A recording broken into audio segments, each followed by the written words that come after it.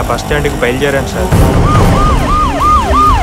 అంతలో police jeep ఎదురు రావడంతో భయపడి పక్క తప్పుకుని వెళ్ళిపోయాను సార్.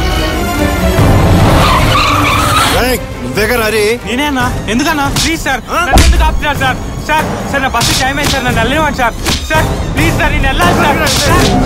సార్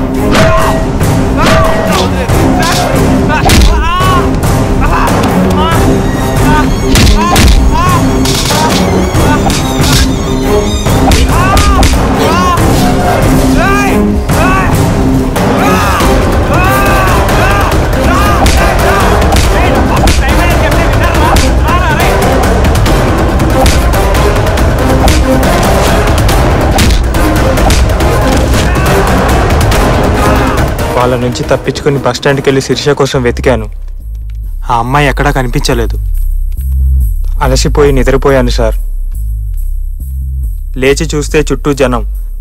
కంగారు పడి బాత్రూంకి వెళ్ళి రక్తపు మరకల్ని కడుగుతుండగా మీ పోలీసులు చూసి పట్టుకొచ్చారు సార్. అదే సార్ జరిగింది. అంతకు మించి నాకేం తెలియదు సార్. శిరీష నా ప్రాణం సార్. ప్లీజ్ సార్, ఎలాగైనా శిరీషని కాపాడండి సార్. మీకు దండం పెడతాను సార్. శిరీష లేకుండా నేను బ్రతకలేను సార్. కాపాడండి సార్.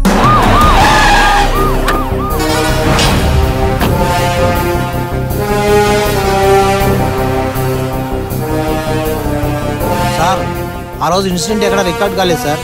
రికార్డు కాలేదా లేకపోతే ఎవరైనా అరేంజ్ చేసి ఉంటారా? ఎవరు చేసి ఉంటారు సార్? ఇంకెవరు, మనాళ్లే. అంత టాలెంట్ మనాళ్ళకి కాబట్టి ఇంకెవరికి ఉంటుంది? పదా.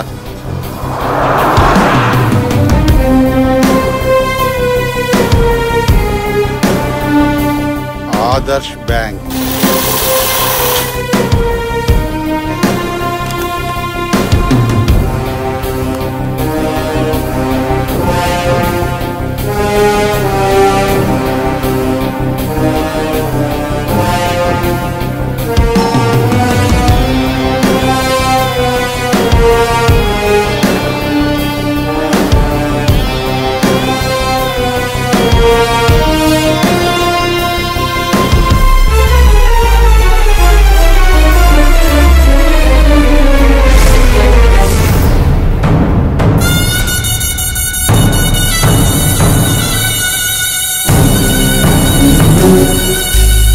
నచ్చావు, ఐ లవ్ యూ అన్నాను, నో అన్నావు, ఉంచుకుంటానన్నాను, కాదన్నావు, ఒక్క నైట్కి రమ్మన్నాను, దానికి కూడా ఒప్పుకోలేదు. ఇప్పుడు ఆ స్క్రాప్ గాడితో కలిసి లేచిపోతుంటే చూస్తూ ఊరుకోవడానికి నేను పిచ్చివాడిని అనుకున్నావా?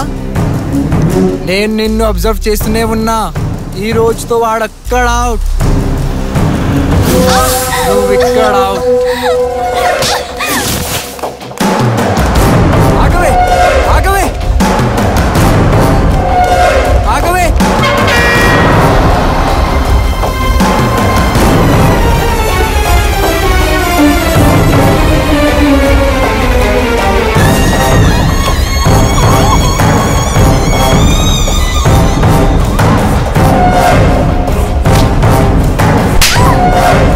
నన్ను కాదని వాడుతూ వెళ్తావా?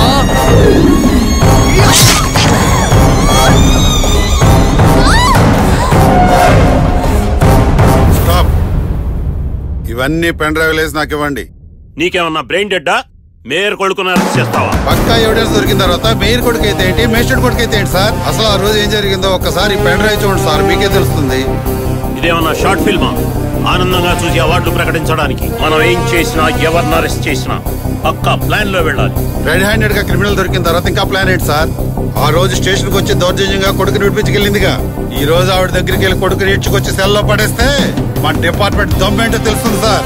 అరెస్ట్ కి మీరు పర్మిషన్ ఇవ్వండి సార్, నేను ఆడుకుంటాను. ఆడుకో ఆడుకో. నీలాంటి అంకుశం పోలీస్ స్టేషన్ కు ఒక్కడుంటే చాలు, అవినీతిని ఆముదంతో కడిగేయచ్చు. Go head.